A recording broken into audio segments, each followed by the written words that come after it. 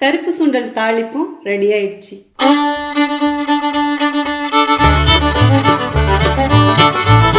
Hi friends, welcome to cook with Sangeetha. இன்னைக்கு நம்ம பார்க்க போறது ஃபெஸ்டிவல் ரெசிபி. ஆமாங்க, விநாயகர் சதுர்த்தி வரப்போகுது. உங்களுக்காக தான் இன்னைக்கு சுண்டல் செஞ்சு காட்ட போறேன். கருப்பு சுண்டலும் செஞ்சு காட்ட போறேன், வெள்ளை சுண்டலும் செஞ்சு காட்ட போறேன். ஏன்னா இது ரெண்டுமே சாமிக்கு வச்சு கும்பிடுவாங்க. கருப்பு சுண்டல்ல வெங்காயம் பூண்டு இது இல்லாம செய்ய போறேன். இதே வெள்ளை சுண்டல்ல வெங்காயம் பூண்டு கொஞ்சம் மசாலா தான் சேர்த்து செய்ய போறேன். இந்த வெள்ளை சுண்டலை எங்க அம்மா ஸ்டைல செய்ய போறேன். எங்க அம்மா சரியான ஆளுங்க. நானே இப்படி குக் பண்றேன்னா எங்க அம்மா எப்படி நீங்களே யோசிச்சுக்காங்க. இந்த சுண்டலை சங்கீதா ஸ்டைல கிடையாது, சங்கீதாவோட அம்மா ஸ்டைல செஞ்சு காட்ட போறேன். பட் ரொம்ப டேஸ்டாவும் எளிமையாவும் செஞ்சு காட்ட போறேன். உங்க எல்லாருக்கும் என்னுடைய விநாயகர் சதுர்த்தி வாழ்த்துக்கள். எல்லா வளமும் பெற்று வாழ்க வளமுடன். நம்ம சேனலை யாரெல்லாம் இன்னும் சப்ஸ்கிரைப் பண்ணலையோ சப்ஸ்கிரைப் பண்ணுங்க. ப்ளீஸ் கீழே இருக்கிற பெல் பட்டனை மறக்காம ஆள் போடுங்க. அப்பதான் நான் போற வீடியோ உங்களுக்கு உடனே வரும். வாங்க இப்ப எப்படி செய்யுதுன்னு பார்க்கலாம். சுண்டல் தாளிக்கிறதுக்கு ஃபர்ஸ்ட் நம்ம சுண்டல் வேக வச்சுக்கலாம். ஒரு குக்கர் எடுத்துக்கிட்டேன். பாருங்க, கருப்பு சுண்டல் 250 கிராம் எடுத்து அதை ஒரு நைட் ஃபுல்லா ஊற வச்சுட்டேன். இப்ப இதுவும் இதுலயே போட்டுக்கலாம். 1/4 டீஸ்பூன் மஞ்சள் பொடி போட்டுக்கலாங்க. இந்த சுண்டல் வேகிற அளவுக்கு உப்பு போட்டுக்கலாம். தேவையான அளவு தண்ணி ஊத்திக்கலாம். இந்த சுண்டலுக்கும் கொஞ்சம் மேல தண்ணி இருந்தா கரெக்டா இருக்கும். ரொம்ப ஊத்துனீங்கனாலும் விசில் வரும்போது தண்ணி எல்லாம் வெளியே வந்துடும். இது எல்லாத்தையும் ஒன்று சேர்த்து கலக்கி கொடுங்க. அவ்வளோதாங்க. இப்ப குக்கரை க்ளோஸ் பண்ணிக்கலாம். விசிலும் போட்டாச்சு. ஸ்டவ் ஆன் பண்ணிக்கலாங்க. மீடியமான அனல்ல வச்சு இப்ப 5 விசில் வரட்டுங்க. அவ்வளவுதாங்க, கருப்பு சுண்டல் விசில் வந்து முடிஞ்சிருச்சு. இப்ப ஸ்டவ் ஆஃப் பண்ணிடலாம். கருப்பு சுண்டல் நல்லா வெந்துருச்சுங்க. இங்க பாருங்க. இப்ப இத தண்ணி வடிகட்டி எடுத்துட்டு வந்துடுறேன். பாருங்க, நல்லா வடிகட்டி எடுத்துட்டேன். இப்ப கருப்பு சுண்டல் தாளிச்சுக்கலாம். ஸ்டவ் ஆன் பண்ணி ஒரு பேன் வச்சுட்டேன். தேவையான அளவு எண்ணெய் விட்டுக்கலாம். கடுகு 1/2 டீஸ்பூன் போட்டுக்கலாம். 1 டீஸ்பூன் கடலைப்பருப்பு போட்டுக்கலாம். 1 டீஸ்பூன் உளுத்தம்பருப்பு போட்டுக்கலாம். கடுகும் பொரியட்டும். கடலைப்பருப்பும் உளுத்தம்பருப்பும் செவக்கட்டும். அடுப்பணல் கம்மியா வைங்க. காஞ்ச மிளகாய் 4 கிள்ளி போட்டுக்கலாம். இதுவும் செவக்கட்டும். மிளகாய் நீங்க உங்க காரத்துக்கு ஏற்ப போட்டுக்கோங்க. கருவேப்பிலை கொஞ்சம் போட்டுக்கலாம். தேங்காய் ஒரு கைப்பிடி போட்டுக்கலாம். தேவையான அளவு உப்பு போட்டுக்கலாம். ஏற்கனவே நம்ம சுண்டல் உப்பு போட்டு வேக வச்சிருக்கோம். ஸோ பார்த்து போட்டுக்கோங்க. 1/4 டீஸ்பூன் மஞ்சள் பொடி போட்டுக்கலாம். 1/4 டீஸ்பூன் வெறும் தனி மிளகாய் பொடி போட்டுக்கலாம். பெருங்காயத்தூள் 1/4 டீஸ்பூன் போட்டுக்கலாம். இப்போ எல்லாத்தையும் ஒன்று சேர்த்து கிளறி கொடுங்க. இது லேசா வதக்குனா போதும். வேக வச்ச கருப்பு சுண்டலும் இதிலே கொட்டிக்கலாம். அடுப்பணல் மீடியமா வச்சுக்கோங்க. இப்ப எல்லாத்தையும் ஒன்று சேர்த்து கிளறி கொடுங்க. இது எல்லாம் சேர்த்து ஒரு 2 நிமிஷம் வதக்குங்க போதும். இந்த சுண்டல் தாளிக்கிறது ரொம்ப ரொம்ப ஈஸியான வேலைங்க. ஜஸ்ட் ஒரு தாளிப்பு, அவ்வளவுதான். தேங்காய் நீங்க மிக்சியில போட்டு அடிக்காதீங்க. இந்த மாதிரி துருவி போடுங்க. சாப்பிடும் போதும் நல்லா இருக்கும். அவ்வளவுதாங்க. இந்த அளவுக்கு வதக்குனா போதும். இப்ப ஸ்டவ் ஆஃப் பண்ணிடுங்க.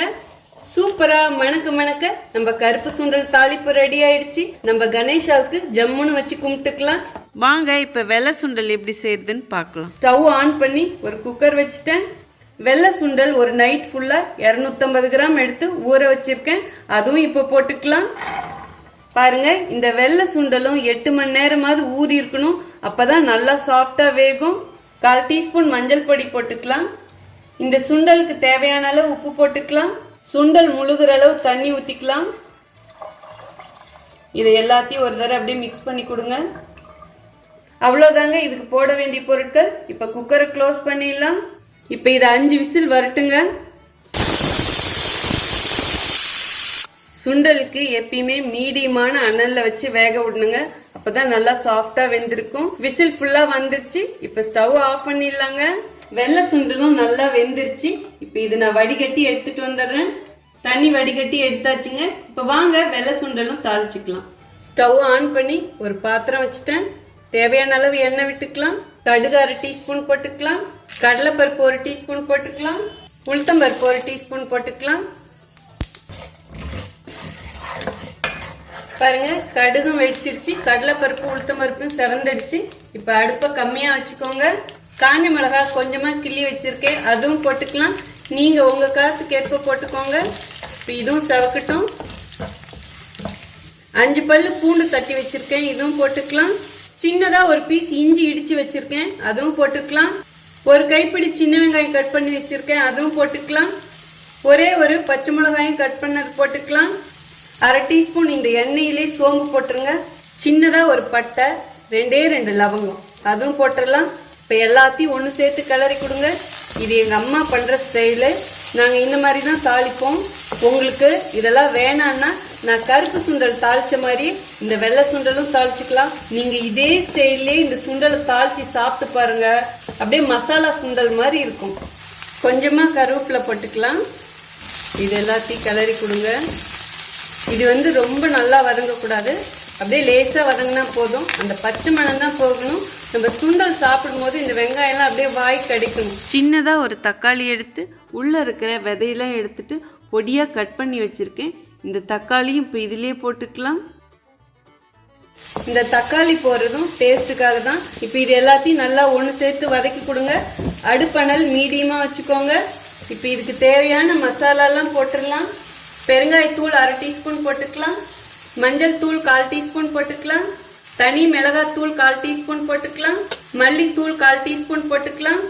கரம் மசாலா தூள் 1/2 டீஸ்பூன் போட்டுக்கலாம். மிளகு தூள் 1/4 டீஸ்பூன். இந்த மசாலாவுக்கு தேவையான அளவு உப்பு. தேங்காய் துருவல் ஒரு கைப்பிடி போட்டுக்கலாம்.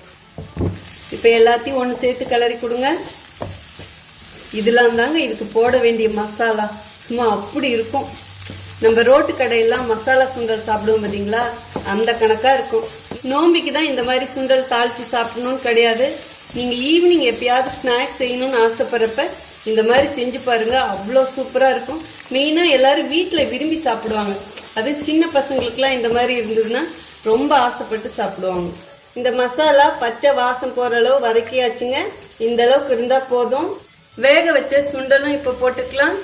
அடுப்பணல் மீடியமாக வச்சுட்டு இப்போ எல்லாத்தையும் கிளறி கொடுங்க. எங்கள் அம்மா என்ன பண்ணுவாங்க, சுண்டல் வேக வச்சுட்டு தாளிக்காமல் அப்படியே பிளைனாக சாமிக்கு எடுத்து வச்சுருவாங்க. இந்த மாதிரி செஞ்சுட்டு எங்களுக்கு கொடுப்பாங்க. கமெண்ட் பாக்ஸில் என்ன நீங்கள் பூண்டு போடுறீங்க, என்ன வெங்காயம் போடுறீங்க அப்படின்லாம் கேட்காதீங்க. நான் தெளிவாக சொல்லிட்டேன். ஸோ உங்கள் விருப்பப்படி செஞ்சுக்கோங்க. இந்த மாதிரியும் ஒரு ஆப்ஷன் இருக்குது. அதாவது எவ்வளோ டேஸ்ட்டாக செஞ்சு காமிக்க முடியுமோ அந்த மாதிரியும் உங்களுக்கு சொல்லி கொடுத்துருக்கேன். ட்ரை பண்ணி பாருங்கள், அப்புறம் நீங்களே சொல்லுங்கள். இந்த மசாலா எல்லாம் இந்த சுண்டலோடு சேர்ந்து அப்படியே கொஞ்சம் வதக்கிக்கலாம். அவ்வளோதாங்க, இந்த அளவுக்கு வதக்குனா போதும். இப்போ ஸ்டவ் ஆஃப் பண்ணிடலாம். இப்போ நம்ம வெள்ளை சுண்டலை அப்படியே மசாலாவில் தாளித்து சூப்பராக ரெடி ஆயிடுச்சு. வாசம் சும்மா கமகமன்னு இருக்கு. வாங்க சாப்பிட்டு பார்த்துடலான்னு சொல்ல முடியாது, வாங்க பரிமாறி பார்த்துடலாம். கருப்பு சுண்டல் தாளிப்பும் ரெடி ஆயிடுச்சு. நம்ம வெள்ளை சுண்டல் மசாலா தாளிப்பும் ரெடி ஆயிடுச்சு. ரெண்டுமே டிஃப்ரெண்ட் ஸ்டைலில் தாளிச்சிருக்கேன். கருப்பு சுண்டல் சாமிக்கு ஏற்ற மாதிரி தாளிச்சிருக்கேன். வெள்ளை சுண்டலை மசாலா போட்டு தாளிச்சிருக்கேன். சாப்பிட அவ்வளோ ருசியாக இருக்கும். ப்ளீஸ் கண்டிப்பாக ட்ரை பண்ணி பாருங்க. வெள்ளை சுண்டலை எங்கள் அம்மா ஸ்டைலில் செஞ்சுருக்கேன். கண்டிப்பாக இந்த ரெசிபி உங்கள் எல்லாருக்கும் ரொம்ப யூஸ்ஃபுல்லாக இருக்கும்.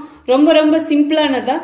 நிறைய பேருக்கு இந்த மாதிரி தாளிப்பு தெரிஞ்சிருக்கும், பட் தெரியாதவங்களுக்கு இது ரொம்ப உபயோகமா இருக்கும். நீங்களும் இதே மாதிரி சுண்டல் செஞ்சு பார்த்துட்டு சாமிக்கு வச்சு கும்பிடுங்க. அப்படியே மறக்காம செஞ்சு பார்த்துட்டு எப்படி இருக்குன்னு சொல்லிட்டு இந்த சங்கீதா பிள்ளைக்கு ஒரு கமெண்ட் பண்ணிடுங்க. நான் செஞ்ச மாதிரியே எல்லாம் ஃபாலோ பண்ணுங்க. காரம் மட்டும் உங்களுக்கு ஏற்ற மாதிரி போட்டுக்கோங்க. இந்த ரெசிபி உங்க எல்லாருக்கும் ரொம்ப யூஸ்ஃபுல்லா இருக்கும். இந்த ரெசிபி உங்களுக்கு பிடிச்சிருந்தா ப்ளீஸ் மறக்காம ஃபர்ஸ்ட் ஒரு லைக் கொடுத்துருங்க. ரொம்ப ரொம்ப பிடிச்சதுன்னா உங்க ஃப்ரெண்ட்ஸ் அண்ட் ஃபேமிலிக்கு ஷேர் பண்ணுங்க. நீங்க இதுவரைக்கும் எனக்கு கொடுத்துட்டு இருக்க ஆதரவுக்கு ரொம்ப ரொம்ப நன்றி. உங்களுக்கு என்ன ரெசிபி வேணுமோ ப்ளீஸ் அதை கமெண்ட் பாக்ஸ்ல சொல்லுங்க. சாமிக்கு செஞ்சதுனால நான் இது டேஸ்ட் பார்க்கல. ஸோ எப்பெல்லாம் நான் சாமிக்கு செய்யறனோ அந்த ரெசிபியை நான் டேஸ்ட் பார்க்க மாட்டேன். பட் எனக்கு தெரியும் இது எல்லா அளவுகளும் ரொம்ப கரெக்டாக இருக்கும். இன்க்ளூடிங் உப்பு கூட இதுக்கு கரெக்டாக இருக்கும். இதே மாதிரி அடுத்த ஒரு ஸ்பெஷல் ரெசிபியில் உங்களை சந்திக்கிறேன். See you, bye bye, love you all.